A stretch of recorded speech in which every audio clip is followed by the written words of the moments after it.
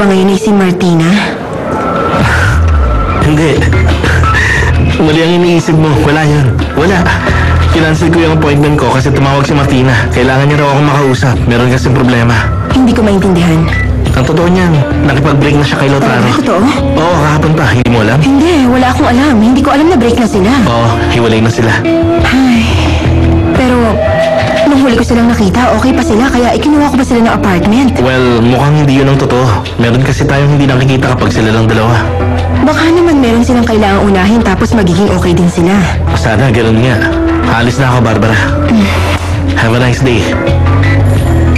Ano ba? Sige, bumasok ka na sa loob. Pasok, kumuha ako. Ay, napakasama mo talaga. Oo, Ikaw ang nagdadala ng kasamaan dito. Masama Ay, kaya mo pwede ba ipabayaan ka na ng tumigil ka mahal na? na Virgen Alam mo Maria. naman kung anong pwede mangyari sa'yo kapag lagi Huwag ka ka nagagalit. nanghihingi ng tulong sa kanya. Oo na, sige na. Tumahimik ka lang. Renata, huwag kang ganyan. Nakita mo ba ang ginawa niya? Malala na siya. Gumawa tayo ng paraan. Sabi ni Vanessa sa akin, susubukan daw niyang bantayan ng lola mo. Sino? Si Vanessa. Niloloko mo ba ako? Hindi, Renata. Magkasundo silang dalawa. Isa pa, may sakit ang lola mo. Esmeralda, hindi totoo yan. Alam mo namang walang nag-aalala sa kanya. Isa pa, wala siyang nakakasundong ibang tao, kaya kalokohan ang sinasabi mo. Natin dalawa yan, pero hindi na ako pwedeng umabsent sa trabaho ko. At ikaw, hindi ka rin pwedeng mag-off sa ginagawa mo. Saan? Sa trabaho ko? Siyempre naman. Sino yan? Hinahanap ko si Renata. Ako si Lautaro. Ikaw ang bahala. Alimin mo siya. Pwede ba? Umalis ka na dito. Hindi ko alam kung paano mo nalaman ang lugar na to. Walang imposible para sa akin. Ano ka ba? Dahan-dahan. Oo Baka nga madama pala. ako. Bakit ba nagtataka pa ako? Isa ka nga pala, Uribe.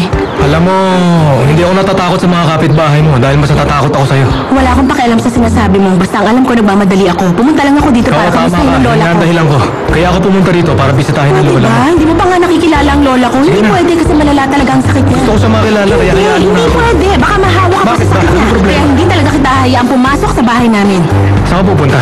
Bakit ba? Saan ka nga pupunta? Sasakay ako sa bus. Kasi po wala akong sariling driver para maghatid sa akin sa opisina. Alam mo naman yun, di ba? Nasa harap mo ang driver mo. Hindi Tumingin ako sa bandaran. nakikipagbiruan sa'yo. Nakapark kasi doon ang sasakyan ko. Kung gusto mo, ihahatid kita sa office. Concern lang naman ako sa'yo. Baka kasi mahirapan ka maglakad at masira pa ang heels mo. Bahala ka kung gusto mo sumabay.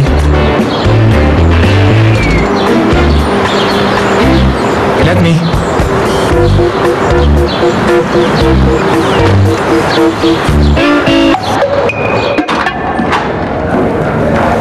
Meron kang imbitasyon mula sa Quartier del Sol. Nandito na rin yung sample ng brochure. Ibigay mo yung kay Hernan para maaprobahan niya. Sir, okay ka lang? May problema? Wala, medyo... Kalimutan mo na yan. Meron lang kasi akong hinahanap pero hindi ko talaga makita. Baka naman nasa cabinet lang. Hindi, salamat na lang, Marcia. Don't worry. Sige. Kumusta na nga pala si Ma'am Nina?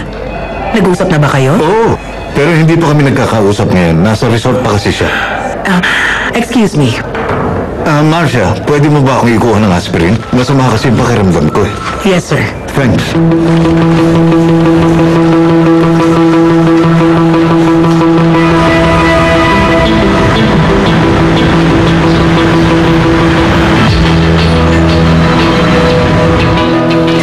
Hello, Lorenzo. Hello, kumusta ka na? I'm okay. May nangyari ba?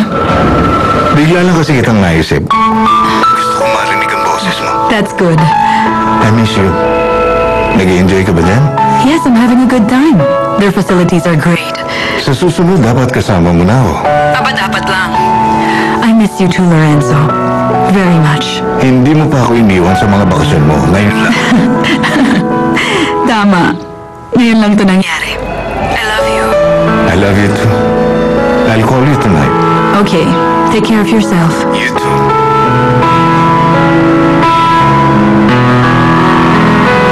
Sir? Thank you. Marcia, pwede mo bang kunin yung planner ko?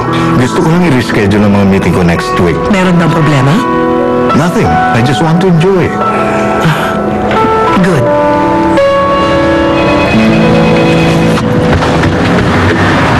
Hindi ka man lang nagpaalam. Bigla ka na lang umalis sa opisina. Di ba sinabi ko naman sa'yo, nagkasakit ang lola ko? Oo nga, pero hindi ka pa rin humingi Ano ng ibig mo permission. sabihin? Bakit nga hindi ka humingi ng permission? Ako Malapit na. ko na malaman ang totoo. Aminin mo, ilang beses na ba May talaga sakit na nagkakasakit ang ang lola lola ko. mo? Mahirap bang intindihin yun? Malala na ang sakit niya. Totoo Pero yun. hindi ko siya nakita. Hindi mo rin sinabi sa akin na totoo mong address. Baka nga wala ka talagang lola. Kung meron man, hindi ko alam kung may sakit Sabi o ka wala. nga dyan, hindi ko alam kung hindi ka talaga nag-iisip o nagtatanga-tangahan lang. Hoy, mister, hindi Maylin na ata, uso yan. for your information, ang tanga nasa harap mo, nagtatakip sa'yo sa boss mo. Aba, ang bait mo. Pwede na pala kitang bigyan ng award. Lumayo ka. Bakit ka pa maghahagda? Nandito na ang Isa ka elevator. mag-elevator. Masaway talaga to.